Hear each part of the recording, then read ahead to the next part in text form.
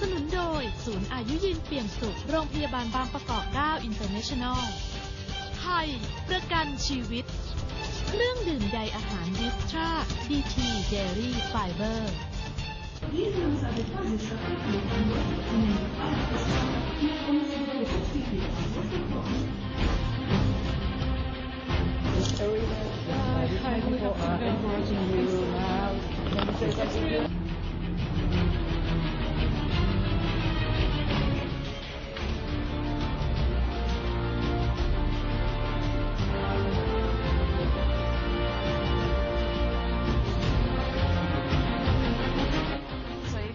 เจาะข่าวเด่นนะคะวันนี้ดิฉันกรุณาบัวคำศรีทำหน้าที่แทนคุณสรยุทธสุทัศนจินดาเราจะเปิดใจหนึ่งในทีมทนายซึ่งที่ผ่านมาคนไทยก็ให้ความสนใจหลังจากที่เห็นฝีมือในการให้การด้วยวาจาต่อศาลโลกเมื่อช่วงสัปดาห์ที่ผ่านมานะคะคุณอลิน่ามีรองอยู่ในรายการกับเรานะคะแล้วก็ท่านรองปลัดณัฐวุฒิโพธิสาโรรองปลัดกระทรวงการต่างประเทศก็ให้เกียรติมาที่นี่ด้วยนะคะตอนนี้คุณอลิน่ามีรองอยู่ในรายการกับเราค่ะสวัสดีค่ะสวัสดีค่ะ Allow me to say hello in Thai สวัสดีค่ะ Yeah, you arrived to Channel 3. Were you surprised to have a lot of fans here? Yes, deadly surprised. I must say I didn't expect that to happen, and I still don't understand why. You don't understand why you have such a big fan in Thailand? At first, I didn't understand that so many people get interested in the case and in the hearings. I always thought that this may be quite boring for people who are not involved in. So that was the first surprise, but not the biggest, because the biggest it was me being more or less the focus of the attention. That really I don't understand why. So you still don't understand why you become such a popular in Thailand? I think I'll never understand why. But earlier you told me that it's not your first time in a country, right? No. I came here before and I could go to the market quite happily, buy my things without people stopping me and saying, oh, it's you. And now? And now this is what happened yesterday, and I was really, then I understood that people from your television told me when I was a celebrity. I didn't believe them, and then yesterday I understood that might be the case. The reason that Thai people are really liking you and appreciate what you did may be because of the way you present information in the court, especially the map, the big map that you used to demolish the evidence presented by Cambodia. Okay, now maybe I understand that I had the part of the case that was most interesting for people, but not most interesting for the judges. That I might say. I really don't think it was radically important for the judges. It's just give them a picture of what we are talking about. But the most important arguments came from the three professors and, of course, the agent. But the agent has a different role. That I think the arguments that may convince the judges were presented by Professor Pele, Professor Crawford, and Professor McRae. Why you don't think the big map presented by you is not the most important element in the hearing? Because it's not an argument, it's not a legal argument. It is just an evidence of our position about what's the temple, what temple area means. But it is not, legally speaking, it's not a demonstration, I think like that. It's just an evidence that we brought to the court in order to convince them that our position is the good one. But it's not a big demonstration of our position. But too many Thai is a kind of big surprise, including me, because I've been following this for quite a while, and we were believed that the map using by Cambodia, the Annex 1 map, is actually more or less valid. It's not that it is not valid. What we have, there were several maps. The fact is, what we did is to try to separate the different maps and try to understand them. So Cambodia was speaking about the Annex 1 map, but actually it presented another bigger version of the Annex 1 map, but not of the whole of the map, just the part concentrated upon the temple. And this is what we call map sheet 3. And actually it was not really the Annex 1 map, so we really had to separate between the versions of Cambodia and try to give the meaning, the real meaning to the facts, actually. So, and then when we found the 85D, 85D does not replace. It's just an instrument for the judges in 62. And at the beginning, we did not know what it was. We just saw it, and it was very good for us, but we had no idea what was that map. So what we had to do is to build the story, to understand the story behind the map, the extract that you saw. So this is come by chance? It's not by chance. It's the people in the Ministry of Foreign Affairs had already seen this map long time ago, but of course they were not. They did not have time to build the story, and really it takes a lot of time. So the map was there, and Ambassador Virashai pointed that to me, and then we started to try to understand what's this map, why it came in, where it came from, and things like that. And it's become what Ambassador Virashai call is a secret weapon. The big map actually working mostly by you. How long does it take for you to work, actually working around that and become very solid evidence? I think it took me 2 years. 2 years? Yes, to understand. I don't work every day on the case, so that's why it took me 2 years. Normally I'm a little bit faster than that. But it's you discuss, and you have to go to the archives once, twice, 3, 4 times until you are sure of your position. So that's why it takes long, because you have to confirm your intuitions and things like that, because you cannot say this is our position and that's it. You have to really bring convincing evidence that your position is the right one. That's why we went to the court several times. We saw the big map from which the small part was published. But we went there 3 times because we wanted to be sure that it was we were right. Yeah. So it become sort of, a surprise evidence and the secret weapons that a lot of Thai are really excited about. So tell me about how it's like to be working with the Thai team, especially Ambassador Virashai. I must say it's the most exciting team to work with, and also the most friendly. And Ambassador Virashai, he already had the ideas for the case. He had quite precise ideas for the case. So to have an agent that knows where we must go, that's very important. And I also must say that really the people that we don't see, and there are some, I think there are at least 10 people from the Ministry of Foreign Affairs and 3 people or 4 from the Hague Embassy, they really did a great job, and lots of nights spent on trying to understand things. And even if we don't see them, it's really important what they did. But the ambassador is a great team leader. In a sense, yeah, I was the one pushing them to give answers and not letting them sleep for the map part. For the rest, I think the ambassador did the same in this very demanding manner. Right. So go back to the map, because you said that Ambassador Virashai actually point out the importance of the big map. Do you know why in the past Thailand is not really focusing on that much and not really study or working around? But because that map only has a meaning for the case, for the judges. Outside, it's not the new map between the 2 states. It's just an image of what the judges understood. So it was not necessary before to investigate further into the map. I think that's the reason. Otherwise, it's not the map that you will use in bilateral relations, certainly not, because it's really big, first of all, and then it was handmade. So it cannot be very precise. It was handmade in the 60s, so it's not, from that point of view, it's not the most precise map. So you told me it's not your first time in Thailand. You actually came here 4 years ago working on the border. Yes. What is it? We started to work on the case a long time ago. I don't even recall, but it was my first case as an assistant for Professor Pelé, for first contentious case. And we had the file already, and we had discussed a lot with the team from the Ministry of Foreign Affairs. And then at some point, it's quite natural that you go and see what are the points we are discussing about the You were actually at the border 4 years ago. Yes, we went to the Dangrek range. Yeah. So you must have been studying a lot of Thai and Cambodian history. How do you feel? How do you think the case can be resolved? Oh, these are two different issues, I believe. The history, that was very interesting for me to learn of the colonial past of France, which I'm very much interested with, and also how the things were going back in the beginning of the 20th century and the end of the 19th century.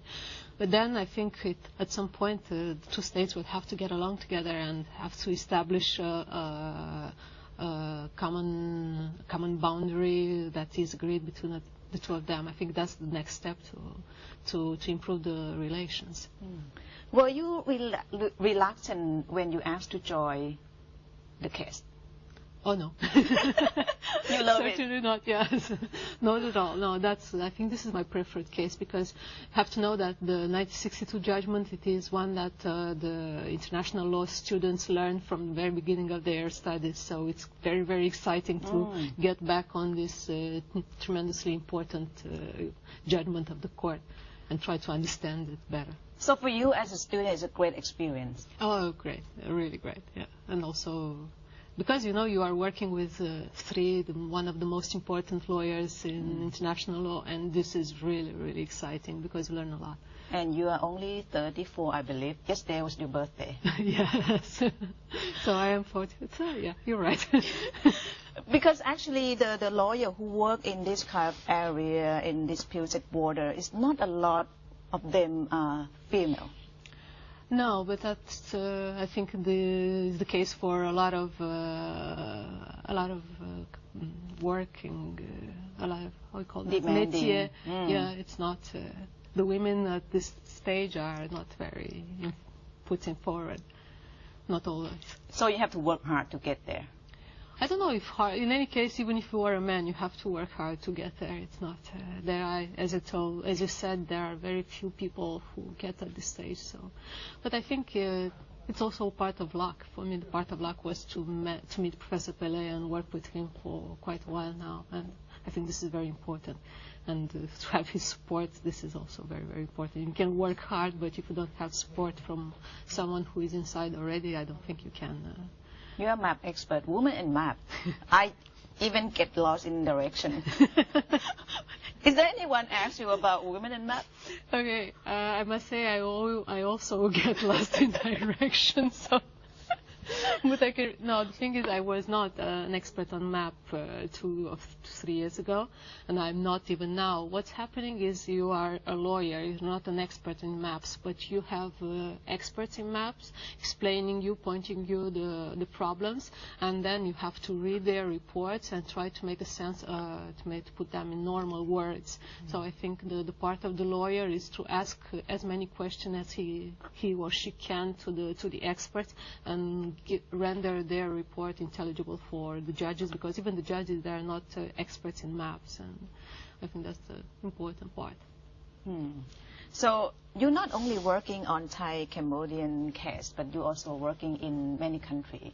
Tell us more about it, and why you're so interested in this kind of area. First of all, most of the times I'm working with Professor Pelé. He's counsel for all these cases. So he's busy. Yes, he's very busy. Right? He's very busy because he does have a lot of cases. So I'm studying the documents and I'm giving him my first impression, and then we discuss on this, and then we see what happens. We draft together. We talk a lot. We talk with the other part of the team. So, and it's not you don't choose really the cases you are working on, except if you really don't want to work on a case, you say not. But otherwise, there are states coming to ask you to work for them. Yeah, you've been working for Professor Pelé for a long time. It's your first time to actually address in front of the World Court. Yeah. Were you nervous? I think that I would lie if I said no. We couldn't tell. The first 10 minutes were quite difficult, and even the 10 minutes before I started to speak, that were the most difficult moments, because you feel like your voice is completely down. You won't be able to say a word, and you would just want to get out and run. But then you start, and then you take 5 minutes to get contact more or less with the judges to understand her, and then you go on with your speech. It's not very difficult because they don't ask questions, so you just have to say your speech the right way. Yeah, because of a lot of people who observed the hearing saying that you were really polite in front of the court and you are very sound reasoning. How come you acquire such a skill? I really think I needed to be simple in my presentation so I can get the message. That was my first aim. And then my speech, in particular the first speech, was read through over and over again and discussed with the team. So I think this explains. And we had time also to work with the expert who was doing the PowerPoint presentation behind me. We had time to synchronize and so for the first speech, it's a matter of time actually. For the second, it was less. There was two hearing, right? Two presenting. The second one, do you have to adjust a lot because Cambodian actually presenting and arguing on the third day?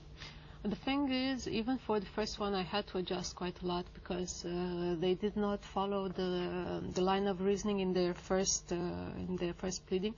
They did not follow the line of reasoning they had in their last written pleading.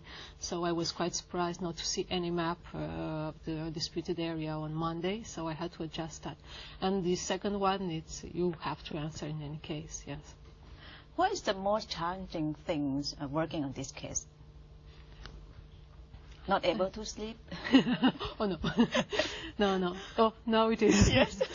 No, I think what's the most challenging is to have a judgment that was given 50 years ago and which was studied for long, and you have to deliver more or less a different vision of the judgment, and you have to get rid of your own already made ideas on this. And I think that was for the whole team one of the most important things to deal with.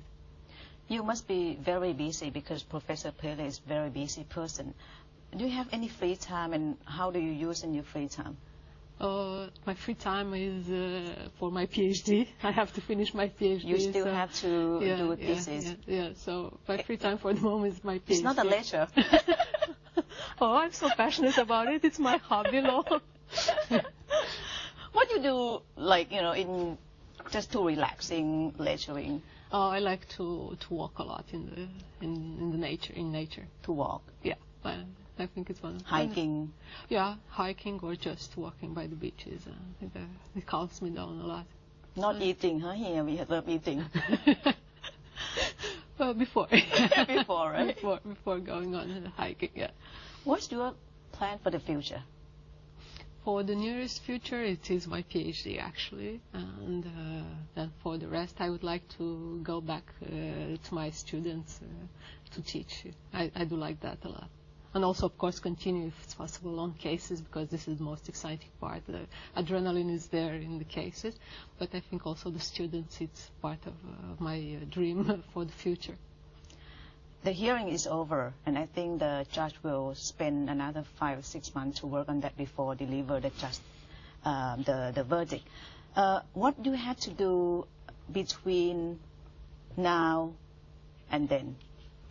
I think for the moment our work is more or less done. I think maybe we will assist the Ministry of Foreign Affairs, which is preparing an information material for the public, but that's very light. So for us, for the moment, we are going to be completely in expectation of the judgment and nothing more to be done, I hope. If we have 10 level of satisfaction of what you've done in the court, okay, I would not answer that question.